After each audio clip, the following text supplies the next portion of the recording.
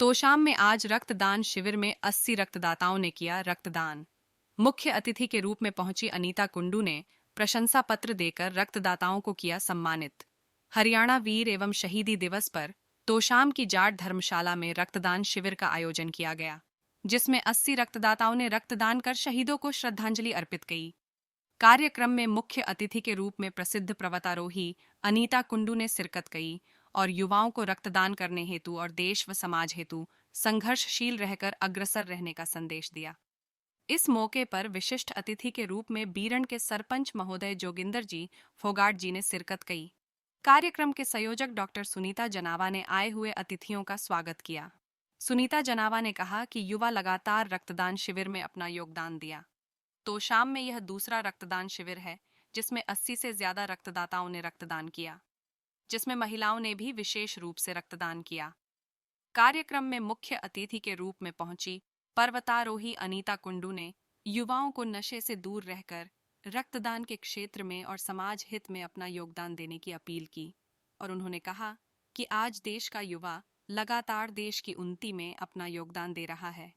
हम सबको मिलकर भी अपने देश के लिए कार्य करना चाहिए। अनीता कुंडू ने सभी रक्तदाताओं को प्रशंसा पत्र देकर सम्मानित किया। कार्यक्रम में हिसार रेड क्रॉस टीम ने डॉक्टर रचा जी के नेतृत्व में टीम ने रक्तदाताओं का रक्त एकत्रित किया।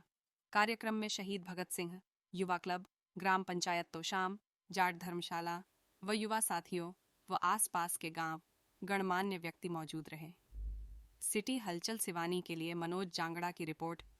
और ये तो मेरा अपना इलाका है और खासकर यूथ के अंदर जो जोश देखा मैंने और जो एक सोच देखी जो उनके चेहरों के अंदर, वो काबिल तारीफ़ है। और मैं एक ही बात कहूँगी युवाओं को कि वो हमारे देश के असली कर्णधार हैं। उनके ऊपर समाज की भी, परिवार की भी, देश की भी बहुत सारी जिम्मेवारियाँ हैं। तो एक युवा का स्वस्थ होना और मेहनती होना और जिम्मेवार होना बहुत ज़रूरी है, जो हमारे समाज और घर परिवार और देश को भी आगे बढ़ाता है। तो मैं युवाओं को एक ही बात कहूँगी कि जीवन में हमेशा संघर्ष का रास्ता चुनिए और नशाई करना है तो काम का कीजिए और उस काम के पीछे इतने पागल हो जाइए कि जब तक वो लक्ष्य प्राप्त ना हो तब तक आपको नींद ना आए, तब तक आप चैन से ना बैठ पाएँ। तो मैं तो युवाओं को एक ही बात कहती हूँ, खासकर लड़कों को एक ही बात कहूँगी कि आपके ऊपर बहुत सारी जिम्मेवारियाँ होती है। समाज और समाज का हर व्यक्ति आपको एक अलग नज़र से देखता है।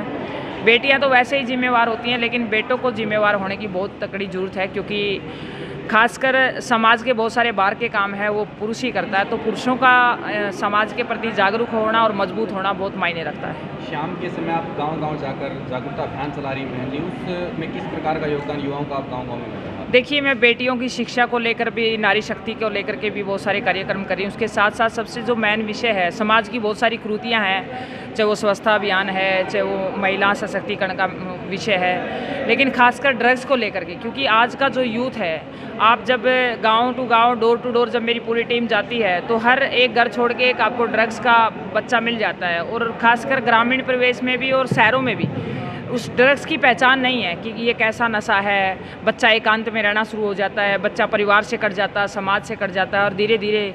मैं कल परसों सरसोद गांव में थी, एक बच्चा इंजेक्शन लगा के उसकी कुछ दिन पहले डेथ हो गई। मैंने पता किया, उस फैमिली से बातचीत की तो वो 9th क्लास से नशा कर रहा था।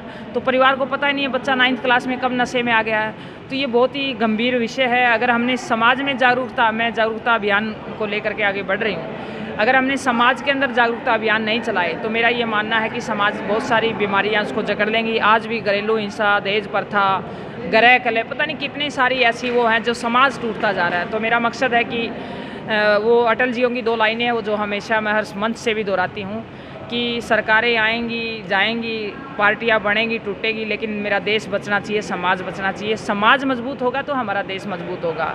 तो मैं इसलिए चाहती हूँ कि मेरे समाज की वो मजबूती बनी रहे। सरकार ने भी आपको भी मोटिवेशन हॉस्टल के रूप में तैनात किया है। हरियाणा में किस प्रकार से आपके कार्यक्रम आगे रहेंगे? देखिए, मैं पूरे हरियाणा प्रदेश में मेरे को जिम्मेवारी है। मेरे पास बहुत सारे मोटिवेशनल प्रोग्राम रहते हैं। हिपा डिपार्टमेंट की जिम्मेवारी है जिसमें बहुत सारे ऑफिसरों के लेक्चर रहते हैं, मोटिवेशनल भी, नैतिकता के ऊपर भी। तो वो मकसद है कि बस समाज को, मेन मोटिव वहीं आ जाता है कि समाज को कैसे मजबूत बनाया जाए और हर नागरिक कैसे जिम्मेवार हो, देश कैसे आगे बढ़े और कैसे विभिन्न प्रकार की कुरीतियों, बीमारियों से बचाया जाए। तो मेरा मकसद यही है, एक बेटी होने के नाते मेरे जीवन में संघर्ष रहा है और मुझे पसंद भी है, मुझे संगीत की तरह आनंद आता है मेहनत करते हुए। तो मेरा मकसद है कि मेरा समाज अच्छा हो और बहुत सारे कार्यक्रम पूरे प्रदेश में रहते हैं और खासकर हिसार ज़िला मेरे पास विशेष है, क्योंकि मैं चाहती हूँ, मेरी जन्मभूमि भी है, मेरी कर्म भूमि भी है, तो मैं चाहती हूँ कि वह मेरा डिस्ट्रिक्ट का हर युवा बड़ा जिम्मेवार नागरिक हो।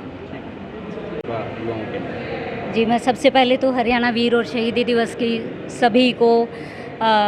सभी की तरफ से भावभीनी श्रद्धांजलि अर्पित करती हूँ। और जहाँ तक उत्साह और जोश की बात है, तो पहले रक्तदान शिविर में हमारी 51 यूनिट हुई थी। आज का जो रक्तदान शिविर रहा वो बहुत ही अच्छा था। युवाओं का उत्साह जो है वो काबिल तारीफ़ था। 80 यूनिट रक्तदान एकत्रित किया गया है आज। तो सभी रक्तदाताओं का मैं आभार व्यक्त करती हूँ इस योगदान के लिए। ठीक है।